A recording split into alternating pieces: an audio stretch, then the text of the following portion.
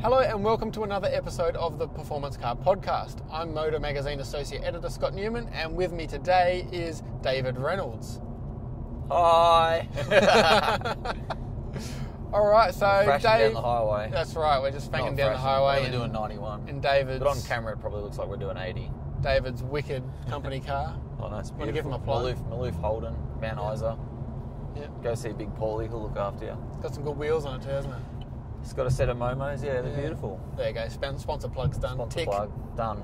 That's the Momo 2018 tyres. budget sorted. They're really nice though, they're good looking rims. So Dave was welcomed into the motor fold at Performance Car of the Year last year. We Yep. couldn't use Luffy because he developed one of the cars, so conflict of interest. We had to bench him for 1 year, and we thought who better to get than the reigning Bathurst champion. And You asked me that after I won the race, so if I didn't win the race, you probably wouldn't have asked me. No. But exactly, yeah. No, exactly. Probably So just as would've well, got that's why you someone won Bathurst, wasn't it? I know, Because you wanted to do Picotti. That's it, basically, yeah. You didn't really know what you were getting yourself in for when you said you'd do it.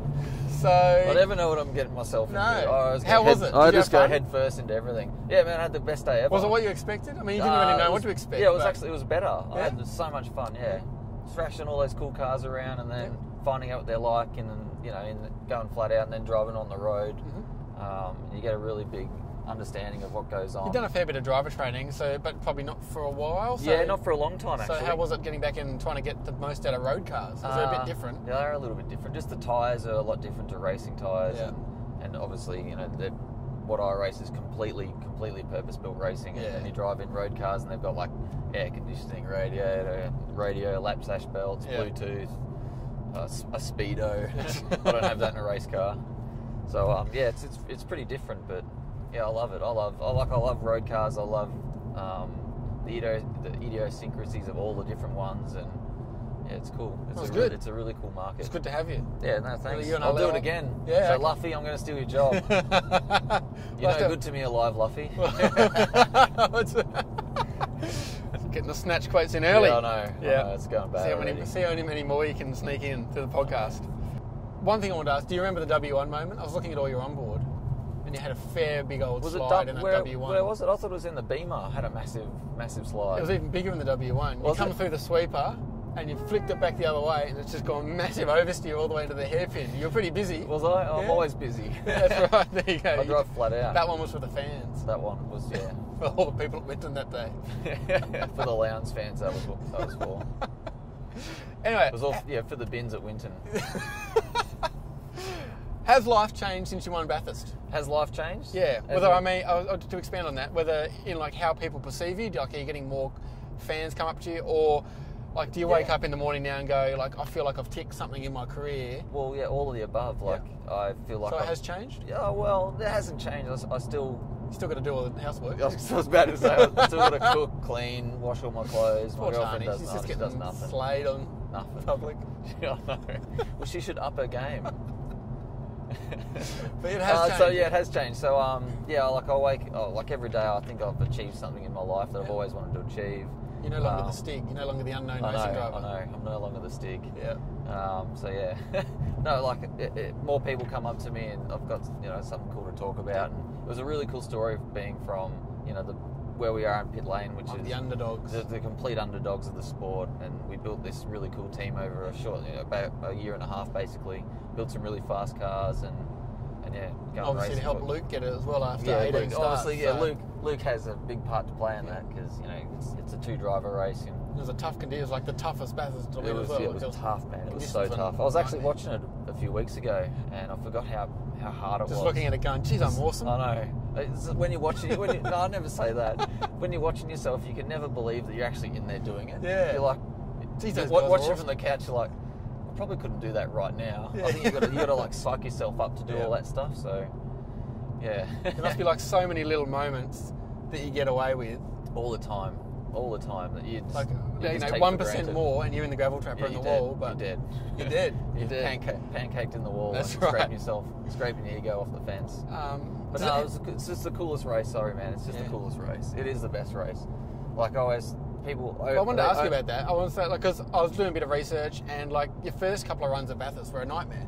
Complete nightmare. Engine failure on the warm-up lap in 07, Yep. and then you got booted out in 08 because I was sick. Yeah, because Kelly needed your seat. So yeah. did it I was wondering, did it take the sheen off it at all, or did you get over that quickly and go, oh, Bathurst is still sick, I really want to win it? No, of course. Every time you turn up there, it's the best place ever. No matter if you're driving a taxi or a supercar or a Formula 1 car, it's the coolest track you'd ever go. But yeah, my first couple of starts were horrendous. Like you said, engine blow up on the first lap, on the warm-up lap. Then I got booted the next year. Then I think my first year actually qualifying, the steering failed at the top of the mountain. Oh, good. In the Bundy car, and I hit the fence pretty hard. Then 2010, we're on for a podium with Will Davison, and he crashed with about 6 laps to go. Oh, that's right. Yep. Yeah, that was really bad. He didn't have a good run for I a had while a really there. bad round. And then 2012, I nearly won the race. I finished second. Yep. And then 13, what happened 13? We had a bad pit stop. We probably should have finished third. We had a bad last pit stop, and they didn't get enough fuel in and whatnot. And then 14, we were leading the race, and the alternator failed. 15 was just a... You've always been pretty handy there. Yeah, I've always find got speed really there, good. Yeah, I don't know why. No imagination, maybe? No imagination. Like in most things in life, the harder the task is, the better I do at it. Okay. The simpler it is, the worse I go at it. Yeah, It's really, okay. really strange. I've got a really strange brain. The more complex shit is, I can get it done better. Okay, that's good. I think I like chaos and mess. Yeah, right. There's something in that. That's But probably why this I isn't like a my girlfriend. psychologist. This isn't a psychologist couch, so... No, okay. That's the okay. driving seat. So, what's the other question? When you go there, do you still have a bit of time to warm up? You get in there 10 times now or whatever now, so obviously you know your way around, but those first few laps out, are you still 11s, 10s, always, 9s? man. Every time you go there, you always got to give a lot of respect and kind of build up to it. So, yeah, you can't just go there and qualify straight away, otherwise you'll be sideways in the fence. When you're in the shootout, are you still... Warming up to it. Do you have to go in and go, oh, there's no way I can get a perfect lap like I could at Phillip Island or Winton, because if I get anything wrong... Because I've been lucky enough to drive at Bathurst, and my takeaway was...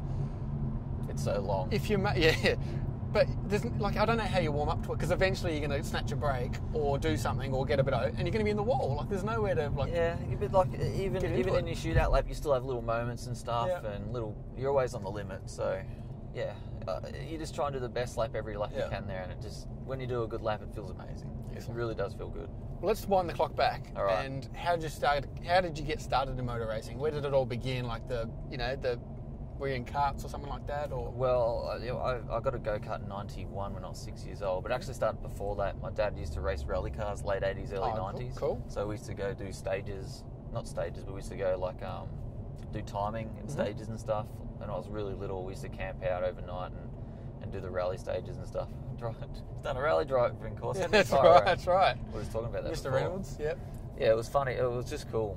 Chased my old man around the forest, and I think I was really, really little, and all these sockets went missing one time, and I had no idea what I was doing, but I put all these sockets in the exhaust pipe. Oh, better than putting them in the intake. I know. And he reckons when he was flying through the forest, you can hear him rattling around in there.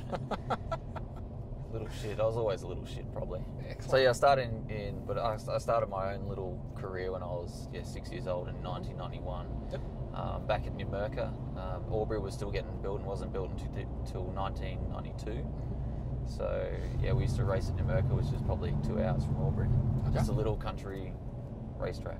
Yep. And then obviously we progressed, and I'll start that sort of, serious part of your career going into Formula Ford. Yeah. And I wanted to know, for you it took a while to get to sort of Supercar's main game. Yep. Obviously you did Formula Ford for 4 Carrera years, Carrera Cup. I did Formula Ford 2000 to 2004. Yep. And then did Carrera Cup 05, 6 and 7. But for my own personal self, I had to win those categories to move on. Yeah, okay. I had to win those categories, otherwise I was going to give up. Yeah, okay. So that's probably why it took so long to get to main game. I was 24 years old when I got my first main game start. When most kids are sort of 19, 20, 21. Yeah, well, that's what I'm sort of getting at, is that so by the time you did that, you had quite a lot of experience, different tracks, different cars, how to set up a car, I suppose, dealing with people, whereas some kids now, there seems to be a rush in all forms of motorsport, F1, Supercars, whatever, to get in early. To just get in early. Yeah. Yeah, like how do you feel about that? Like, because you did it a different way, but like, are these kids ready? Do you think, or is it? They could be. Like, I don't think I drive any different to what I did when I was 19, but I just had to prove to myself that I could do it. Okay. So that's why it took me so long. And I wish I kind of didn't do that, because you know, supercars are so different to drive than any other thing you drive, and you just got to spend time in the seat, and eventually you understand it and you can get good at it. So in a way, it is better to get there and start getting experience. I think it is. You know, I'd probably, if I had my time again, I'd do it differently. But at the time, after Formula Ford, the cheapest option for us was Carrera Cup. Yeah. Because you know, DVS or Development Series was almost twice as expensive as Carrera Cup. So for us, it was the only step we could make. Yep. Fair enough. I guess, I think I know the answer to this, but like those early struggles, you know, you had.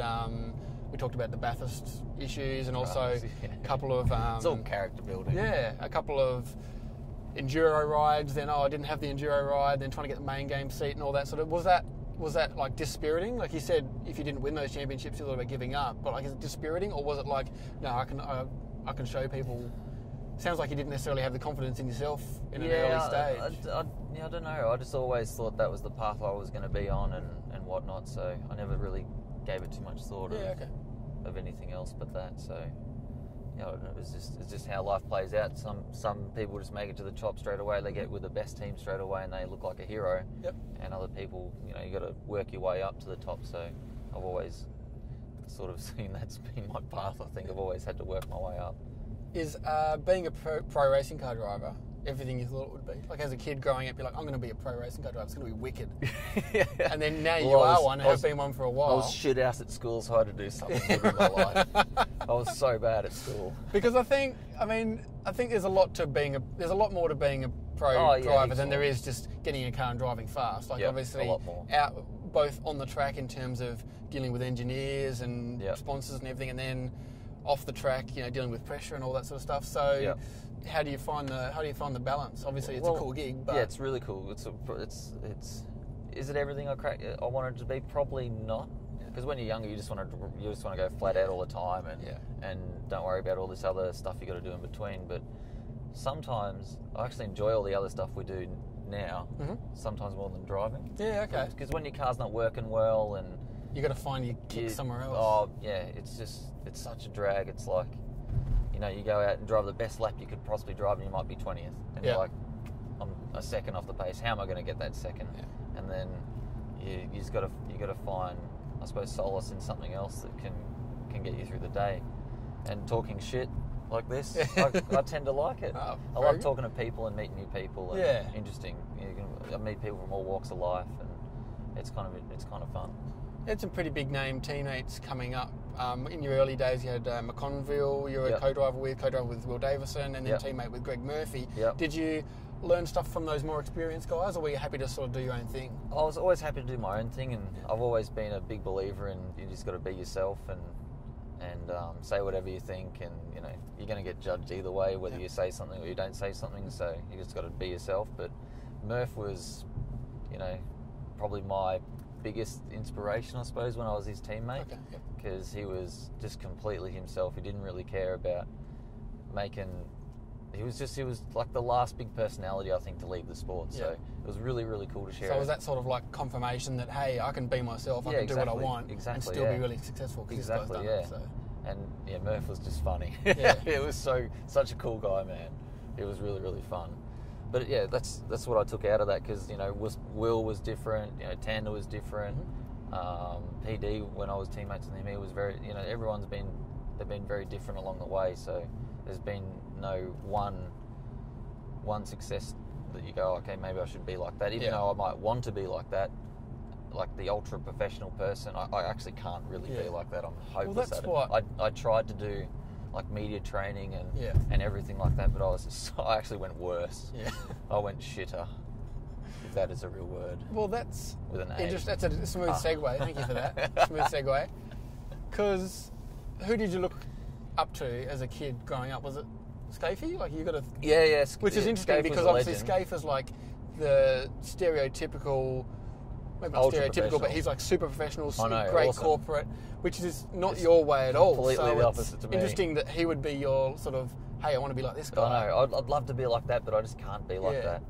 So what was it about Skaife that really made you get fired up and go, this guy's wicked? Well, like, he was very good at his job. Yeah. He was extremely professional, and just left nothing on the table every time he raced. He was 100% committed to his job, and off the track he was, a good spokesperson, and that's the sort of marquee driver that you want to be like. Underrated driver too, I think. You reckon? I reckon. Did he won heaps of shit? But people how can you underrate that? Yeah, but I don't know. Like, he's an awesome open wheeler. Yeah, he was awesome, He man. did so much development on those GDRs. I could just drive anything. And yeah, he was very good. He was very good at his job. Yeah.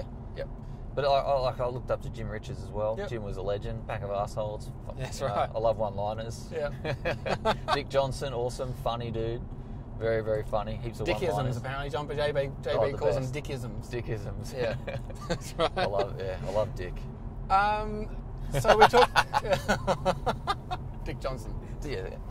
Not that there's anything wrong with it. It's a double... Is it a double... What's the word? Double entendre. Yeah, double, I think so. Dick Johnson. That's right. Yeah. Oh, right. Anyway, this is going off topic. It's like Johnson and Johnson. Or Johnson and Friends. Johnson and Friends. Was that a kid show? It was. It was a kid show. Had a cool truck in it. Did it? Did it have like the elephant? Yeah, the elephant and the It accordion was, and yeah, stuff. it was too, yeah. And it had diesel, that cool truck. Yeah, it was, yeah. It was good. That was cool. We're just talking about, see, it's just better when we were kids. I know. Life just sucks now. Everything was better when you were younger. Yeah. Even ask your parents. Yeah. They had a much better time than we're having. It's not all bad. No, it's not all bad. Just a few less people die, that's about it. Yeah. This has got dark, hasn't it? It's gone real dark. Anyway, you're crazy, Dave. Everyone goes, sometimes, yeah. Oh, Dave, he's such a personality, such a character, he's such a larrikin, or a moron in your words. Yeah, retard. But do you think this overshadows the fact, I'm not trying to, blow smoke, but that you're a really awesome racing car driver? Like, it's hard work. You put in the time, you put in the effort. You don't start winning races and without putting in. Whereas, hard work, like, yeah. does it bother you that people think, oh, just Dave, he's out there having Not at all, man. Yeah, didn't Not think at it all. would. I really don't care. Do you think, I really don't care. But do you think that's okay? Like, people don't maybe take you as Well, seriously as they should? But probably works for you. It's better than being the opposite. Like, Yeah. oh, he's a wanker, don't go talk to him. Yeah. And you get no extra coverage, or people don't come for you for quotes, or because he's boring, he doesn't say what he thinks or whatnot. So that's Do you that's the regret opposite. any of it? Like the No. famous Pussy Wagon thing, No. which I think got taken out of context. Oh, massively, yeah. Do you want to give the context? Why did you say it? What was the context? It was a What? Kill Bill thing, wasn't it? Yeah, it's from Kill Bill. Yeah. Well, it's from Kill Bill. I think they say it in Greece, I think. Yeah. I wasn't really sure about It was that. just a cultural reference that perhaps. Yeah, it was. Like, some people. if you haven't noticed, I watch a lot of movies, and all my speakings, I can basically talk to friends of mine in just movie quotes, and they know what I mean. So yeah, well, like that the girls' car was part of our team. Yep. And internally, they were calling it the C. Yeah, maybe not go there. The C bomb car, and Okay. I thought that's kind of a bit rude. So That is we very called rude. it the P wagon. Okay. Because it was a much nicer term. Yeah. And I don't know, like, But not everybody agreed. well, Like, did you speak to the girls about it? yeah, they call it that themselves. Oh, right, there you Yeah, go. so I didn't really see the problem with it. Yeah. And that's just what we referred it to. So yeah, but I And you- understand these days, Yeah. I understand the world's a shit place, and I actually talked to friends of mine about having kids in today's society, and we side against it. Yeah, right. Just, That's 'cause bold. It's just politically stupid, and Just do anyway, YouTube. anyway, doesn't matter. But Oh, yeah, what? like I copped a $25,000 fine for something. But the funny thing is, like, when you say it, everyone laughs, Yeah. and then you don't think anything of it, and you go back to your normal life. And You get stewards.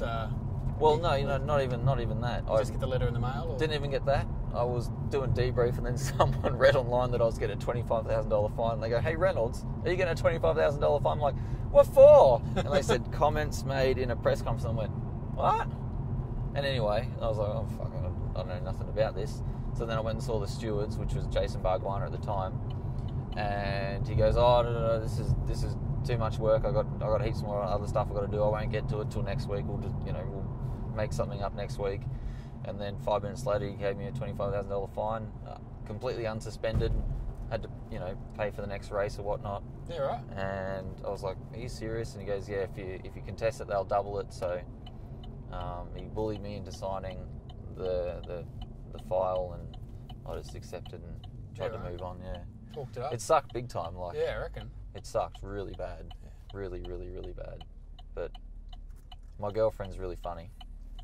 Your girlfriend's really funny? Yeah, because like she she tried to raise the money for you, didn't she? Well, no. That was a friend of mine that I went to school with.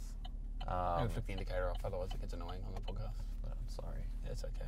It's just good. It's just good following old rules. We're very professional here, mate. I know. Yeah. We're trying to be professional, yeah. But we're talking about political correctness. That's right. So it's like she defended me on Twitter and had all these like feminists attack her and stuff, and what she wrote back to him was just so funny. It was like the coolest stuff. I'm so proud of her. But then on the shootout morning, this is like the Saturday morning, I had to have a meeting with my lawyer and my team boss at the time at like 7 o'clock in the morning when there's no one at the track. This is like on the day of the shootout. All right. So, yeah, which sucks. Tough to get yourself in the right mental frame. Yeah, then I went out and got pole. Oh, right. And I got a $5,000 check, and all I wanted to say, I said... Now it's $20,000. Yeah, I said, all I wanted to say is 5 down, 20 to go. And V8 said, no, you're not allowed to say that. I'm like, oh, fuck, hell, man. That was one of my best one-liners ever. I wasn't allowed to say it. Well, at least it's recorded now. I know, it's said now. But people will know. But it would have been a heaps better story if I said it live. Yeah, that's true. Do you plan this stuff, like the pot plant and whatever? No, I just do it, man. I just do it. Have there ever been any that you didn't do? Am I allowed to do a U-turn here? Yeah, you can. It's Although Victoria. old mate just went through a red light, so... Did he? It's Victoria. You can do what you want. That's right. Sorry, do I plan anything? Not really. All the Shoeys stuff, that was all spur of the moment and whatnot. Do you wish you'd gotten royalties off Ricardo and all Oh, that? yeah, I wish. I wish I got some trademarked recognition. it. I know. I should have. Have you, do you know Dan? A little bit. Not that well, but... If You hate him now, don't you? Nah, not at all. I don't hate anyone. Oh, I don't know. Well, another good segue. Here we go. Segue. You're a media professional, aren't you? You said... I love everyone. You said that more supercar drivers should not necessarily hate each other, but shouldn't be all such buddy-buddies. Well, they should. Like, I watch a lot of UFC, and the way they sell fights is like the aggroness and the name-calling and the wittiness they have between each other, and that's what sells the fight. So why don't you do this?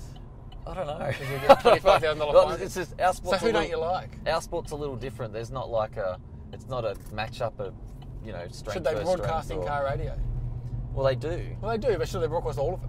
Yeah, they probably could, yeah. I don't really say much on the radio. No? I'm pretty quiet. Okay. But yeah, they I don't know. Do you know what I mean though? I'm trying to I'm trying to do what's best for the sport. And if people like characters. Yeah, people love characters, and if there's a bit of aggro stuff, it tends to blow up. But as the drivers, if they have like a little tiff, they try and like play it down. But we should really play it up. And start something really cool. Be really good for the sport. Yeah, maybe with a certain New Zealand driver. Who do you get along with in the paddock, though? Who do I get along? That's half the problem. I get along with everyone. Yeah. Do you think it affects the on-track action that people are like buddies? Too nice to each other? Yeah, sometimes. Yeah. You definitely I could go the big dive bomb, but then we're having coffee and a bike ride tomorrow, so it's just going to be awkward. Yeah, I honestly believe we should not hang out outside of the tracks and that way. Because Skaife and Ingle talk about this all the time. Like they hated each other. Hated each other, and that made the racing cool because every time they come up on each other, some shit's going to go down, and it's not going to be friendly. Yeah, like we're out there to do battle and race. So, but like some drivers are good at passing, and some aren't. Like Jamie Whincup, when he's like trying to pass you, he does it cleanly. Yeah, doesn't touch you, doesn't fuck you over, and does it well. Where other drivers, they tend to rub you up and they try and, I don't know, maybe they just got really bad depth perception. Okay. I think they might need glasses. They probably shouldn't be a racing car driver. Well, exactly. Yeah. So when I try and pass people, I try and not hit them and do it cleanly. But other people, I think they Unless you don't like them, then you try and give them a rub, don't you? Oh, not really. Because I've always paid for racing myself growing up. I've always had to find the money, so I know how much things cost. Yeah. So I'm always conscious of that. Well, who do you like?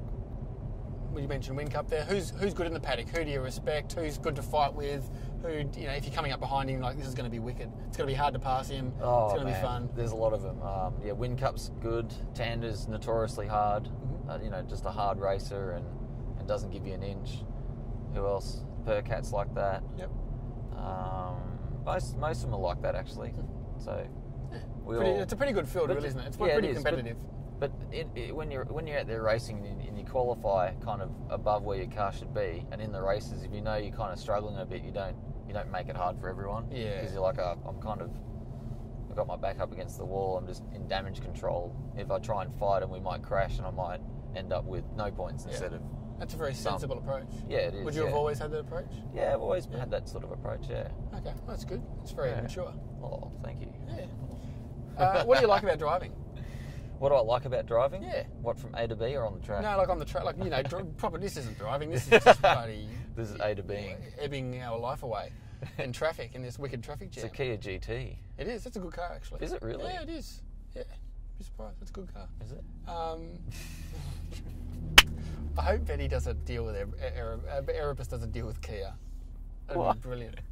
And my company car's the Ring Stinger. they race the Stinger in Supercar. Mate, I'd race anything. What's the best thing about driving? I don't know. I love qualifying.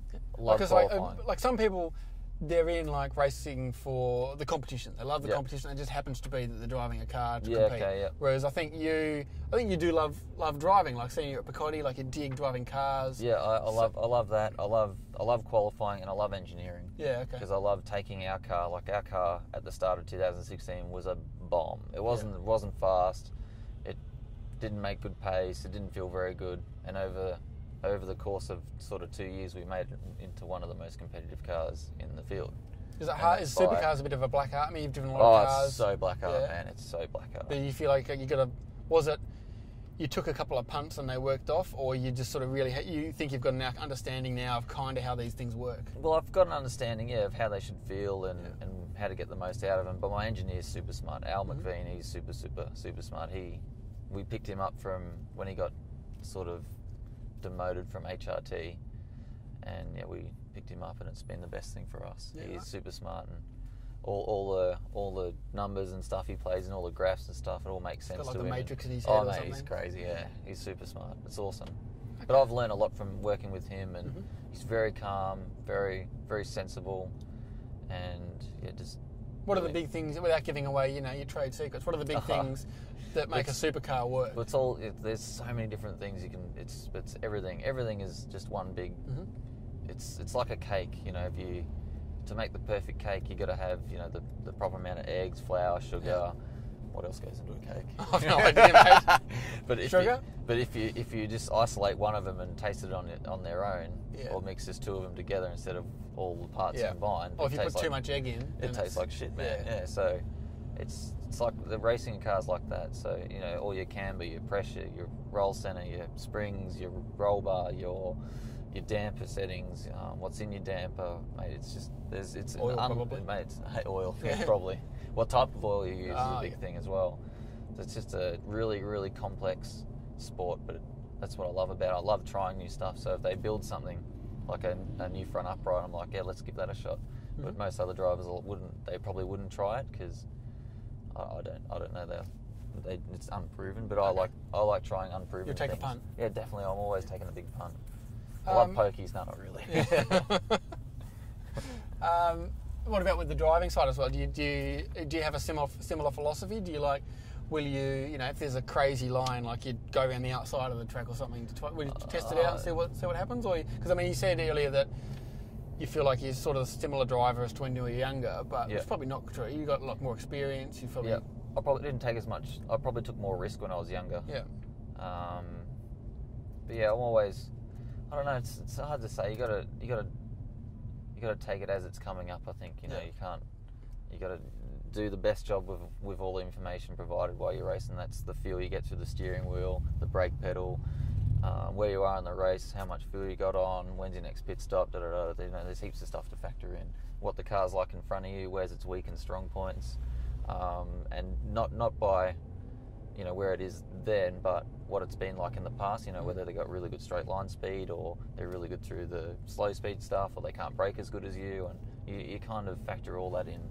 So you like the chess angle to it, it's the chess, it's the strategy, it's everything. Figuring it out. Yeah, it's just you take everything you know now and all your prior knowledge before to make the best decision you can. What's your driving style? Do you like it loose? You like lean on the front end? No, I don't really know. You don't know? No, I like braking late. Yep. Trying to brake as late as I can. That's always been key to make pace, I As think. you said at Picotti, just brake as late as you can and throw it in. Yeah, that's what... Yeah. Sometimes it works, doesn't Sometimes it? it works, sometimes it sticks. Sometimes we have big slides. That's right. It's good for camera. Yeah. I don't know. I always try and be really smooth, and I don't know, to be honest. I've never really thought about it, Scotty. A natural talent. Not really, I don't have any. Worked hard for life. Yeah.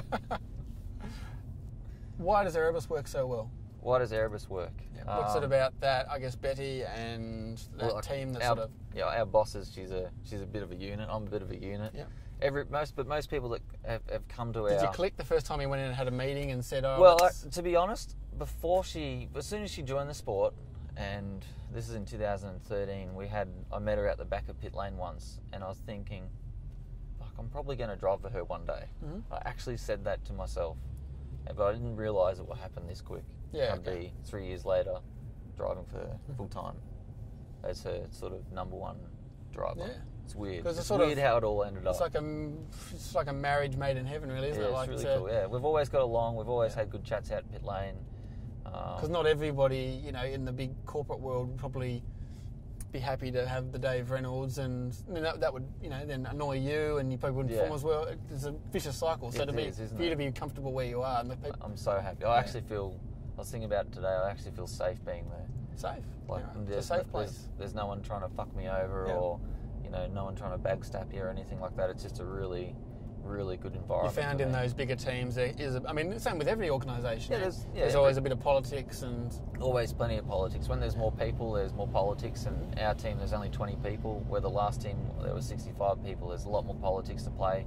We run 4 cars and all these DVS cars at ProDrive. Or what's it called now? Fuck, they change that name every 2 weeks. Tickford. Oh, yeah. So, what? so yeah, like, I don't know,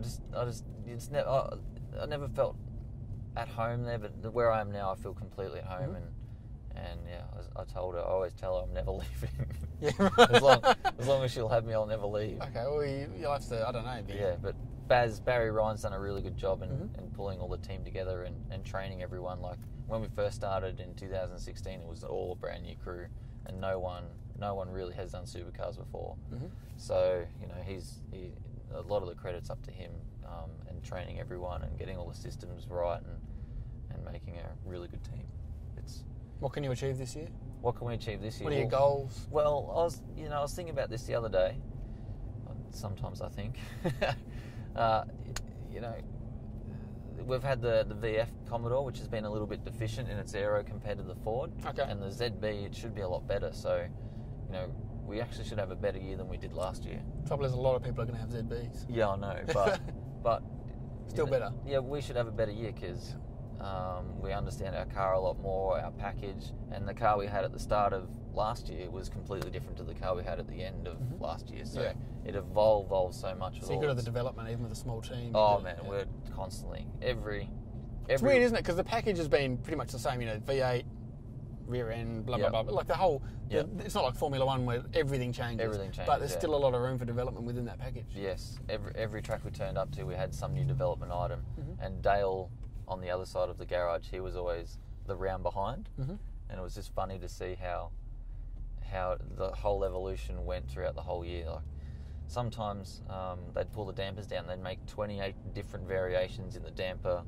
shim stack and piston and whatnot between each round. Yeah, right. 28 different variations sometimes. Jeez. Which is a lot of man hours building dampers and watching it go up and down on the little damper dyno, and then looking at the graph and go, oh, that's not quite right, and then take it apart, rebuild it again, and it was crazy. You love that stuff? Oh, yeah, it's fun. Well, I know nothing about that side, but I try and I take an interest in it, but I couldn't. You just tell them whether it worked or not. I couldn't actually do that myself. I wouldn't know what to do. I can take things apart. I can't put them back together. Yeah, that's the hard part, isn't it? Usually with a hammer, it really works pretty well. What about your favourite tracks? What are your favourite tracks to work on? To race on? Yeah. Bathurst, obviously. Yeah. I loved Newcastle. Last year, Newcastle was cool as. Yeah, it was really cool. About that. It was a cool little track. It was mad. Hard for racing, though. It was really hard for racing, but if you saw the last race for the year, it was one of the best races we had for the entire year. It seems like a real like technical driver's track, like that last corner where you got to like brake all the way in. Yeah, like, mate, it was seemed crazy. like something that would really test you as a driver. Yeah, it was crazy. It was really, really crazy. The first time I rocked up there, I'm like, oh, this is going to be a bit of a shitbox actually. But then driving it flat out was like, man, this is crazy. It was really, really cool. It was rough and had new surfaces, old surfaces. What do you like in a track? Bit of bumps, bit of character, bit of everything. On the Friday there, we had this different damper in there, and it didn't have enough rebound on there. So I was going through the back section, and there was so many bumps, and it was so rough that the car would move so much that I'd lose all my vision. And I'm like, I can't even see the track owl. I think we've got to put the other damper in there. So then we put we've gone the wrong way on setup. I think we've gone the wrong way. So then they put the other damper in, and I could see the track again. Oh, that helps. It makes a huge difference. Use the force. And actually, we use the video to like tune the car as well. So I'll be going through the video. I'm like, oh, okay, it understeers now, or it locks brake and then turn over, whatever.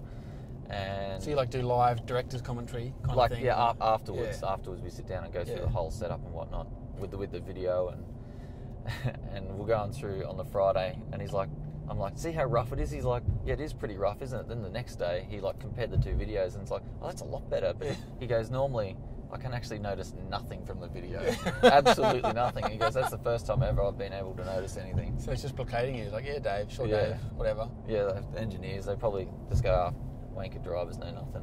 What do you think about the future of supercars? Like, do you like the, we're just talking about the formula, how the cars are built, they'll be, space frame, V8, whatever, or twin turbo V6 in the future.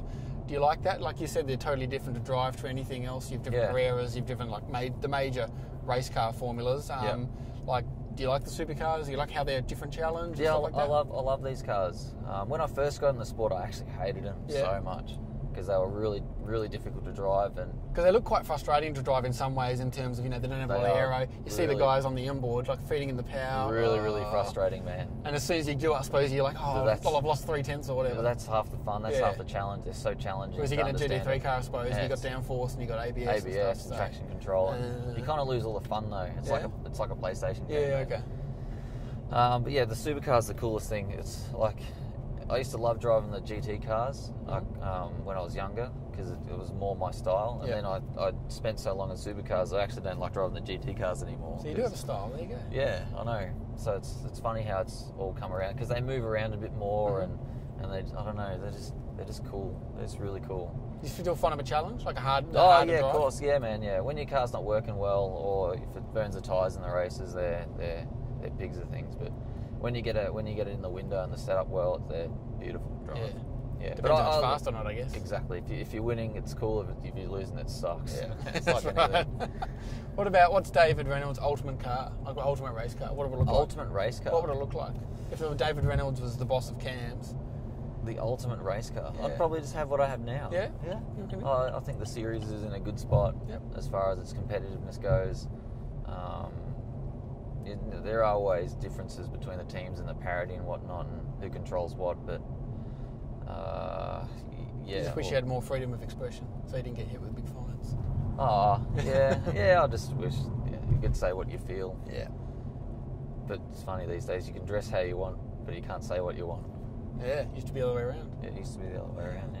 There you go. Would you have liked to have driven in like the 70s or the 80s, big aviators on, no power steering? Big Marlboro Red hanging out. Yeah, hustling a A9X around Mate, Lakeside or whatever. Yeah, I would have loved all of that stuff. Yeah. But I love where it is now, the sport. Like, it's in a really, really competitive bubble, and the field's separated by sometimes less than a second. Yeah.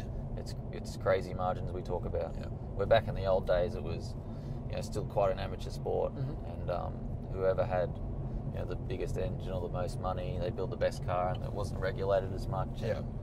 And it probably wasn't checked as much. There was probably a bit more cheating involved. I don't know. But race teams wouldn't cheat. Yeah, they never cheat. No, never cheat. There's always that saying: everyone in front of me cheats, and everyone behind me can't drive for shit. It's just the same old story. Dear. Well, that's good. Good chat. I really love my sport. Yeah, it's good. Don't you? Oh, I love motor racing. Yeah, it's good. No, but like supercars as a general, like everyone comes up to me and goes, "Oh, where are they going? Are they going to go V6? If not, I'm going to hate it." And the new V6 sounds mad. Yeah, it does sound good. Yeah, it does. It's got the mad dose and everything, and I really like supercars on street tracks. Yeah, so do They're I. Yeah. wicked. They need to do more of buck them. around and they yeah. slide, and in the wet, you guys are just, hanging it out, Hanging stuff it like out. that. It's the old thing, like any race car is good to watch if it's got more power than grip. Exactly. Yeah. And supercars And are one of degradation.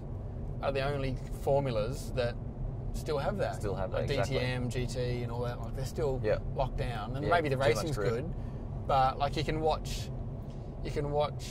And you need tyre degradation Yeah, too. like the top 10 shootout at Bathurst every year. It's like Mate. the highlight of the year. Every That's just time one there's- car going around. Every time the shootout is on, it's Yeah. some of the coolest spectacle to watch. Because the cars You're are really sliding, you can see the drivers Yeah. working, and getting up most out of it. Yeah. Getting absolute max out of it.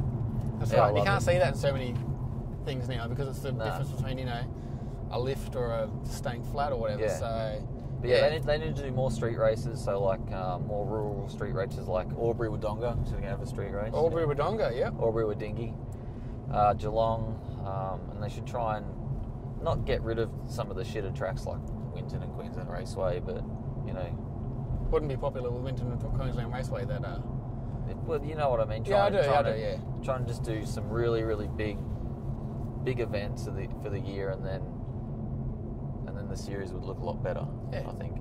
Yeah, it is. I mean, it's weird. It's sort of when you're in it, there's the bad. You always sort of can focus on the bad thing, like manufacturers leaving or whatever, or Yeah. teams are struggling. Whereas, like I spoke to a couple of touring car drivers recently, international guys, and they everyone overseas loves it. Loves it, man. So Loves it. close. The cars are wicked. Yeah. So I think it is sometimes. It's Supercars cops a lot of bad flack. Some of it justified, some of it not. Whereas sometimes it's maybe good to step out and take a bigger view and go, hey, Yeah, exactly. it's pretty good. We've got 28 cars. All the Germans come up to us and Yeah. always talk to us about it, and they watch it from back home, and they just love the closeness and how the cars are and how they move around, and they don't have much anything like that over there. So yeah, it's a really cool series. It is. I love being a part of it. Well, good luck. I actually didn't want to be a part of it when growing up. I wanted No? to go to, my big dream was Formula One, and as a kid Yeah. that's completely unrealistic, but Do you still watch it? Formula One, yeah, of course. What do Yeah. you think of it? V6 hybrid, Formula Halo's One, dude, coming. I don't know. Is your dad still a keen driver? My dad, yeah. So he sits on the board of Karting Australia, Okay. so he's quite heavily involved. He doesn't. I don't think he drives much anymore. He does the odd laps every now and again. He was racing Aussie cars up until a few years ago. Oh yeah. So he's always been a massive motorsport fan. So that's probably how I got involved in motor racing, and turned out to love it like I do. Fantastic. Well, good luck for this year. Thank you. Hope Thank it you goes very well. much. Hope you get some taste that champagne. And thanks for your time on the No Performance Car Podcast. Thanks for having me. We No. should do this again. We should. We'll talk But you all should about drive, movies. because I fucking hate driving. Yeah? Okay, well, I'll drive. You drive now. It's It's towed badly. That's We'll see you next time on the Performance Car Podcast. See you guys.